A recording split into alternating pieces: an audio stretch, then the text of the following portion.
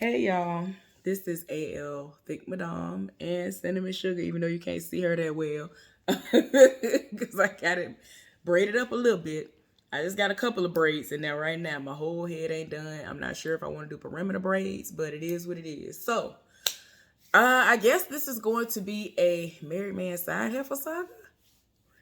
Uh, I figured that since y'all took the time out of y'all's day and y'all's lives to subscribe to my channel, and a lot of y'all be, peeking in trying to see what's going on. So, I haven't dropped one of those in a while, and I think that this might be befitting.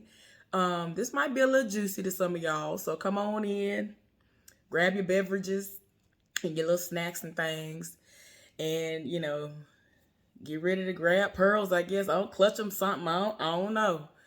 But I'm gonna tell y'all my business. So let me just cut to the chase and tell y'all what's been going on. So y'all already know I hurt my hand the other day. My plan has been to be off Saturday and Sunday. Today is Sunday, which means I have to go to sleep later on in the afternoon so that I can be ready to go into work Monday. Um, I'm pretty much going to be pulling 12s.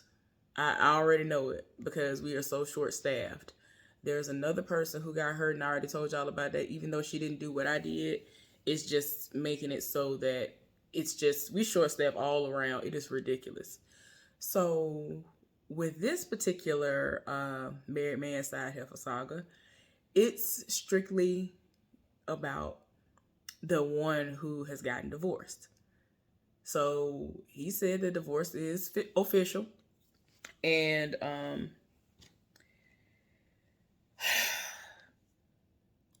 so far what they have supposed to be working on to make it so that nobody has to come in early, stay over, and all of that, it's not working because they're trying it out with the people who do the same job as the divorced man, right? According to him, it ain't working out at all. So I'm like, yeah, at least. So we just gonna be looking crazy until they actually hire enough people that are actually doing what they're supposed to do. Okay then. So I'm just preparing my mind for that, and or I am possibly going to be searching elsewhere for something else because you're not finna kill me. Um so yeah, today. Today he wanted to come over so that we can talk and catch up and all that because like we literally do not see each other at all. Like there's no time to do nothing, especially with me because I'm gonna be pulling 12s. I already know what it's hitting for, so I'm like, child, know when you gonna see me. Like it was the only reason why I saw him, I think I saw him leaving out Friday when like an hour before everything happened to my hand because he was leaving because he works on the shift before me now because of what they had to do to whatever. So anyway, they trying to realign some things, and so I'm like, child, y'all just doing the least. That was the only reason why I saw him. He was on the way out, and I was on my way back in because I had to go and retrieve my stuff so that I can go to the floor. So fast forward to today. Today he was at work. He was supposed to at least work an 8-hour shift. I don't think he was gonna have to stay over. So he kept saying to me he wanted to come over, he wanted to come over. I was like, okay. And he keeps telling me like I will respect whatever it is you want to do, whatever you don't want to do. I'm not gonna try to, force you to do nothing. So, whatever. So given my history, and the way that he has presented himself to me, I don't believe that he's gonna try me. And I mean, in all honesty, he would probably need to fear me because I mean, I might be the one trying to roll up because I'm the one who ain't out here thotting and bopping and all of that. So it's just like I'm just saying. Oh my God. So anyway, you know what I'm saying? I'm not worried about him possibly rolling up on me and being disrespectful to me and trying to rape me or nothing like that. So tell me why I went in my room. Went in my room strictly to go retrieve something. I laid on the bed, looked at my phone, and was knocked out. I was so tired. I didn't realize how tired I was. So I knocked out. When I woke up less than 10 minutes prior to him calling me. So he has my number again. and he has called. So now he called to let me know that he done walked out of work. He done told them folks, I'm taking a half, I'm gone. I said, wait a minute, what? Because like he don't play when it come to his money. So I knew something bad had to have gone down. I was like, what you mean? So the most went down the day before already with some other people. And he got tried the day before. He said he had to walk off and go pray about it yesterday. Well, day before yesterday now. So I'm like, what in the world? He was like, yeah, that's how bad it was. I had to walk off and pray about it because it was ridiculous. And what was going on, the people who do the same thing that he do, they could have actually worked as a team. That's what I don't like. I don't like how there are so many people there who are all about self and they don't understand that we should be working as a team. Depending on what's going on, you should work as a team. And that's why I like my partner, because I don't even have to ask him. I don't even have to ask this man, hey, can you help me do this while I'm doing this? He'll already know, okay, this is the situation. She gonna probably need help. And even if she don't, I'm gonna help her so it can be done faster and get it on out the way. These people sat up there, set it off. So apparently some woman had to work over because like I told y'all before, the system ain't working that they didn't put in place. So the woman went on her break 45 minutes before she was supposed to leave for the day. So the woman was like, I'm going on break. So instead of her going on break and coming back, she just left the last 45 minutes of the day. And ain't nobody's break that long. So by the time he realized that the heifer wasn't coming back, he was in the middle of a whole lot of other stuff where he was running his stuff and running her stuff. So he was running almost half of a department by himself, which does not make sense because when it comes to them, it's at least 4 of them assigned to each department. Now with us, there are only 2 of us running all that stuff upstairs, which we're still at a disadvantage where we should at least have 3. But I digress. He said while all this stuff was going on, he had stuff he had to do for his own stuff. Then the other woman's stuff was setting it off. So I was just like, oh my God. He became so overwhelmed. And he said all them people was just sitting up there looking at him struggle. Wouldn't help. Like not now one of them helped. They was propped up on stuff, sitting there doing nothing, standing there doing nothing. And he was like, you know what? All right. So somebody came back from break who he used to work in my department doing that same job that the divorce guy does. And he said, he straight up told him, he was like, all right, man, I'm in the middle of doing this right here, but I'm finna go. I'm taking a half. I'm gone. Cause look at this. You see this? You see all this chaos going on and they ain't gonna come down here and help me. Like, what is that about?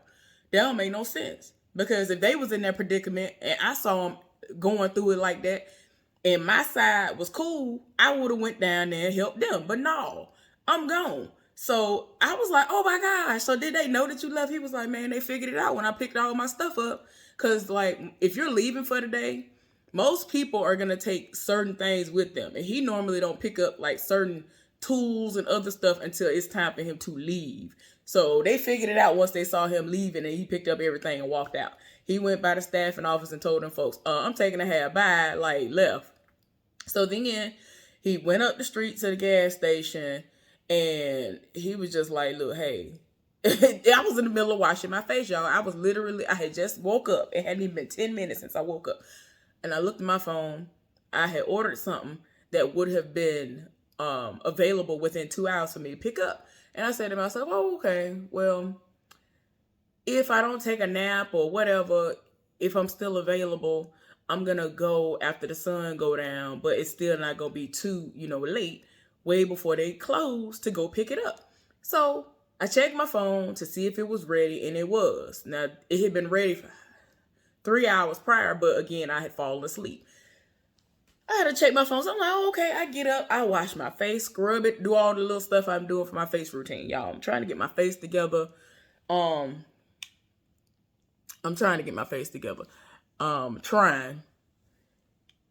Cause up and down working at my job, I feel like it look slightly better because I ain't been up in there for the last 2.5 days.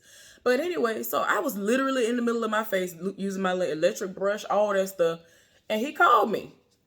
And so I'm looking like, okay, maybe he called me on his break. Because in my mind, I'm gonna go get the stuff. I'm gonna come back to the house. I'm gonna keep on braiding my hair because my hair would have been further along. It would have at least been halfway done by now. So I'm like, okay. So he called me, tell me what everything in the pot. He was like, man, I'm gone. I done left work. I said, what? Like, I'm like, because he does not play about his money. That's why I was like, wait a minute, you done went all the way out. He was like, yeah. So he was like, I'm about to be on my way to your house. I said, okay. So he wanted to talk, and I needed to talk to him anyway. Y'all been told y'all I had stuff I needed to tell him that he had no idea about. And I know he probably is going to feel some type of way about it, but I had to let him know.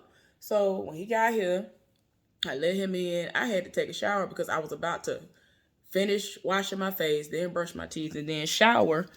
Because since my hand is feeling a lot better, I can have a whole lot more mobility. So I'm like, okay, let me, wait a little while, then I'm gonna take my shower. That's what I was gonna do. So, I told him, I was like, all right, I'm gonna wait until you get here, then I'm gonna take a shower. Cause I don't wanna have to try to rush, get out the shower, and then get back in the shower because you didn't came. So he was like, okay. So then he was like, I'm here. I let him in. And so we greeted each other and all of that. And so he went to go do what he was going to do. I was like, all right, cool. He was like, well, I'm going to go do this while you shower. I said, cool. So I went back in there and started showering and took my shower, all that stuff. So then when I turned the water off and all that, he was standing like kind of outside the door and was talking to me and was telling me about work. And so, like, he went all the way. Man, he was like, man, I had to show them because they ain't finna sit up. He was like, they tried me today. I was like, because y'all don't understand how serious this man is about getting his money. For him to leave money on the table, I was like, oh, you was really tired in your spirit for real. He was like, yeah, they tried me today. So, he done told me everything that had happened. I'm like, golly. So I get my life together, put everything on that I'm going to put on. So then we start talking some more. So we talking, and he said something to me. He was like, man, I got to talk to you about something. I was like, well, I mean, I got some, very important stuff I got to talk to you about too. Because I already told you some stuff we still haven't discussed that I have to talk to you about. It's serious. So he was like, okay, what is it? So eventually I tell him, and, it was the specifics about my mama because he asks me all the time, how are my parents? And he always talking about how he want to go down to Alabama with me the next time I do travel home. And so I told him what was going on with my mama and all that. And, I'm surprised that I didn't get emotional. And usually just thinking about it makes me feel some type of way. Like now it's making me... Anyway, I think it was because I had prepared myself a little bit more. But I told him the specifics, and, he was wondering why I hadn't said nothing about it in a while. And I had to remind him. I was like, remember that day when you were still up there working with me? I hadn't talked to you all day. And then you came up to me and you said something to me and made me laugh. And I finally started laughing because he was like, he didn't know why I was just, acting so distant that day. And I explained to him that I was going through it. My mama literally told me, call me at this time. I got to talk to you about some stuff. And the way she said it, I was like, okay. And she had a list that she wrote out on paper. And it was like from the least to the worst. And the last half of it was her. So my nerves were shot before I even came back to work. That was a Thursday going into a Friday. So I ain't had no sleep really going into work after all this news that came out that my mama had told me about herself. That told my nerves down. So one thing in particular, I feel like they still haven't told my sister. And so he was like, oh, well, do they not want to tell her because she gets very emotional? I was like, no, that's the thing. I'm the one. I am the child that's usually the most emotional about stuff. I'm the one who you got to be like, you got to prep me. You got to tell me, all right, you might need to sit down for this or what. You got to prep me because I am the very emotional one.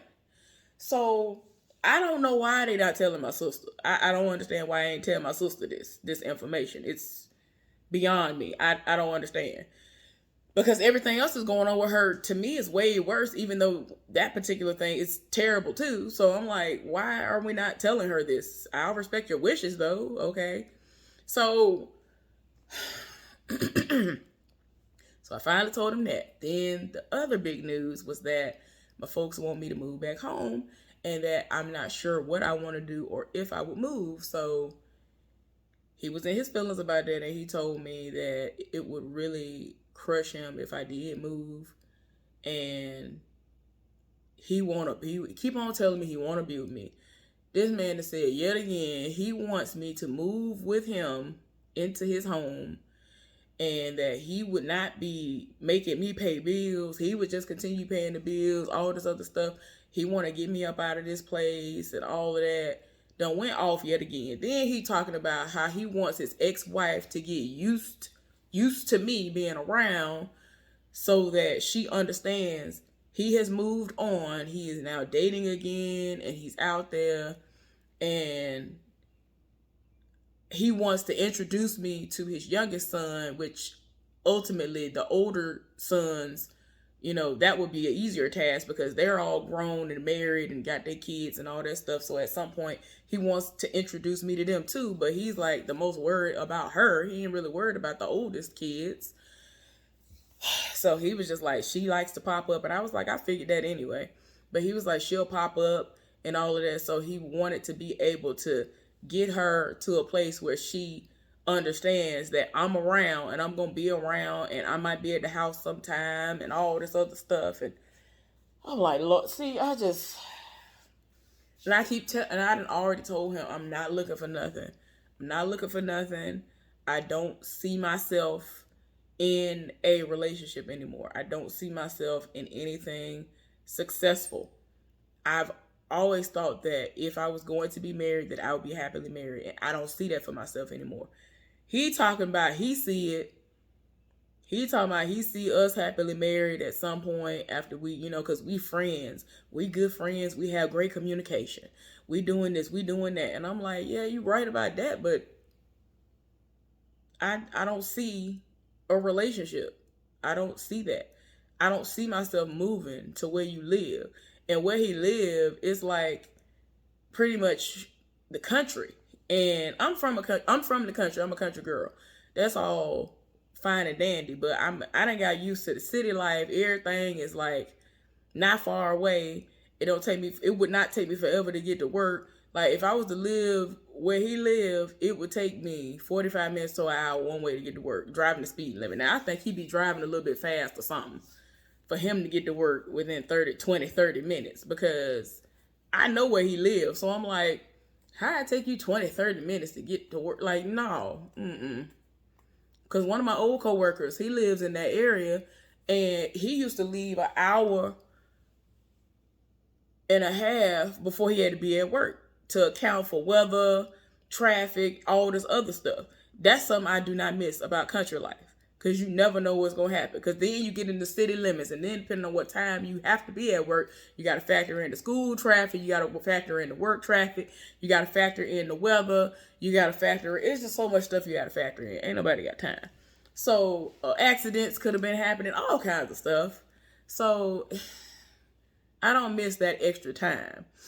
And so, you know what I'm saying? It's not that I'm trying to like talk down on where he lives or anything like that. It's just I'm not ready for that kind of commute. I ain't here for that kind of commute no more. I'm just not. I'm not open to anything. I don't see myself with anybody. I don't trust anybody anymore. And I had to explain to him that the old me would be in a relationship. It would go sideways. I would take my time and heal from everything that has happened. And then somebody would come along, and it was like a little bit harder for the next person to be able to get into my heart and all this other crap. And what would I do? Be a dummy and get with them, and the cycle would continue. And people would just do me more and more dirty each time I allow somebody into my life. So I'm good on that. I'm good. I'm tired. I ain't got time for it. And he just was like, I understand that you're tired. I can tell. I understand. Because when I first saw you, you was staying over that day or something. And I kept trying to give you that eye. and you wouldn't look my way, and I thought you was acting funny to he always jokes and says that I was acting funny towards him. And I'm always like, what you mean? And like he finally explained today that it wasn't that I was acting funny, it's just how I am. Like if I don't know you like that, I'm not finna put all of this energy into you, and I'm focused on what I'm supposed to be doing. You know what I'm saying? I don't know you. I might speak, but that's about it. I'm not finna set it off because you give me that eye or something. I ain't know. I literally had never seen him until he came over to my department and was introduced to me. And I was told that he was there. I don't remember this day at all because he told me, "Oh, you was talking over there. You wouldn't give me the time of day. I was looking at you. You wouldn't look at me." And I was like, "I don't remember this. I don't know what you talking about." So anyway, we talking. I done told him about all of this, and like I said, he feels some type of way. And I told him, I was like, I mean, you can visit from time to time if I did decide I wanted to move back home to Alabama. He was like, but that wouldn't be the same. Like the way we talking right now, it's just completely different. And I'm like, yeah, you're right, but I mean, I don't know. I don't know what the future gonna hold. I don't know what I'm gonna decide to do because I ain't got nothing lined up per se back home. But if I do move, something gonna have to be lined up because I'm not trying to crash at nobody. How I want to be able to have my own. I want to go straight into another situation where I'm doing stuff for myself. I like being on my own, doing my own thing. I don't want to have to, worry about, if I want to be naked, am I gonna have to worry about that because somebody living with me and all? I don't want to have to go back to living with nobody again. I just want to be able to come and go as I please, do what I'm doing, not have to worry about am I disturbing somebody, all kinds of stuff like that, y'all. So anyway, we just had I had to just have those serious conversations with him and let him know like I don't know why you keep feeling like this. I don't know what it is that you see in me. Child, he done went off. He was talking about something. I don't like how you sit up there and you have such low self-esteem. To me, I don't feel like I have low self-esteem.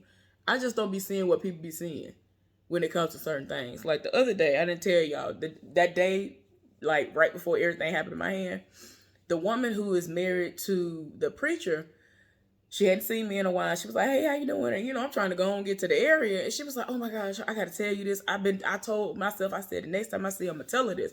I'm like, oh gosh, what she got to say? She was like, you are so gorgeous. Don't take this the wrong way. I'm not gay. I'm not buying nothing like that. But I just had to tell you, you are so gorgeous. And I was just like, okay, thank you. Like, I mean, I don't see all that. I don't know what they're talking about, but I don't see that. I just don't. I don't know what they be talking about. All I see is these acne scars and these rolls and these stretch marks, and I just know I don't look like the side Heffa. I know I don't look like Flavor Flav. I don't look like I know I don't look like somebody that if somebody were to look at me, they would jump because they were scared. Because I done seen some people like that. That's how ugly they are. I know I ain't but ugly. But I ain't the finest thing that ever was. So I guess because of that, I don't see what they talking about. So then, within our conversation, he was like, yeah, I don't like how you have low self-esteem. And every time I tell you that you're beautiful and all this other stuff, like he be telling me I'm a goddess. He be telling me I'm a queen. He be telling me all this stuff.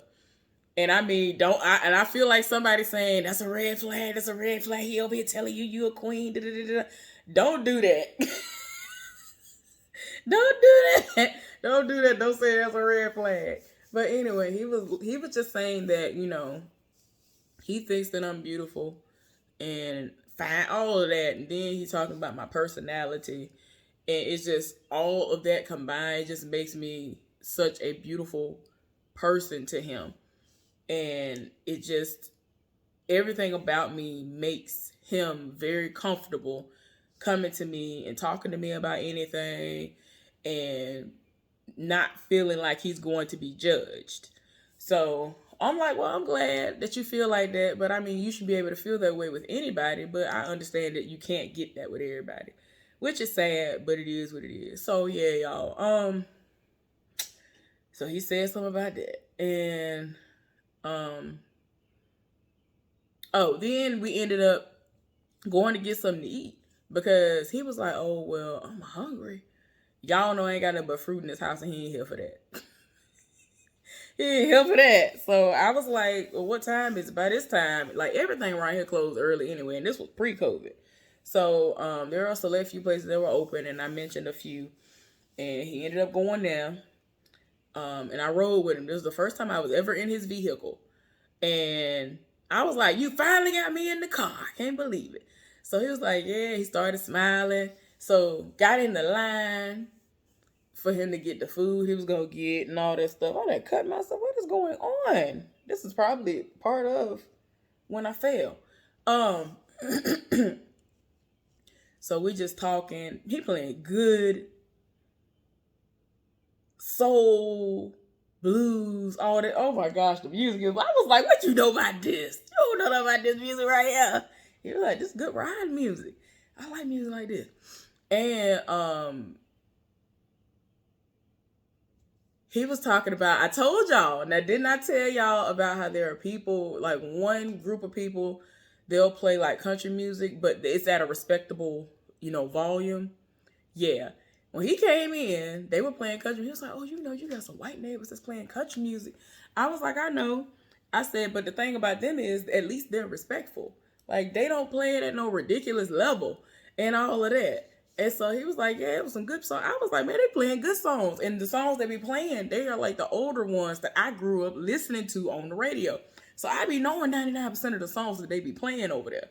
So he was like, "Yeah, I like country music." So I was like, "No, you don't." I said, "No, you don't like country music." He was like, "I told you before I like country music." I was like, "Yeah, right. You probably like all the other black people talking about I like country music, and you talk about some "Don't Tell My Heart, My Achy Breaky Heart," and you like the remix, the remake, the sample, or whatever you want to call it, the cover of Tennessee Whiskey, because that is not that man's song. That song came out before he and I was born. I'm just saying, y'all living for Tennessee Whiskey, and that song was out forever ago. I'm just saying, like songs like that. He was like, "No," he said, "I love George Strait." I said, "Oh," he's like, "Yes, I do." I was like, "No, you don't like George." He was like, "You know George Strait?" I was like, "Of course." I was done. Don't nobody never pull out no name like that now. If somebody was to pull out a name, it's usually, like I said, Billy Ray Cyrus or somebody like that. This man said George Strait. I said, "No, you didn't say George Strait. You done went off." But anyway, y'all, I had to get over there. I couldn't believe it. I was like, "No, you didn't pull out that particular country music star's name. You done went off." So, it was talking about that. And we had gotten back to the house and we was eating our food. We was talking, and it was just a good vibe. And like he just keep on reiterating to me how much he really, really liked me. He didn't say he loved me again several times today. I was like, he was like, "You may not believe me, but I really do love you." And I was like, "Cause I hope you don't think I'm about to say it, but I can't." Like, mm. And I know the way in which he means it too. So I'm like, mm. And I feel as though I'm not giving him this false sense of hope that he need to be holding on to. Oh, he expressed to me that he does not like it whenever I say to him, I'm going to find somebody for him. Because I make a point to tell him, "Oh, well, I'm going to find somebody for you, whatever. Because I don't want him to be pining away after me. And then you do all this, and then I end up still not with you. I don't want you to do that. That's a waste of your life. It's a waste of your time. I don't want you wasting your time."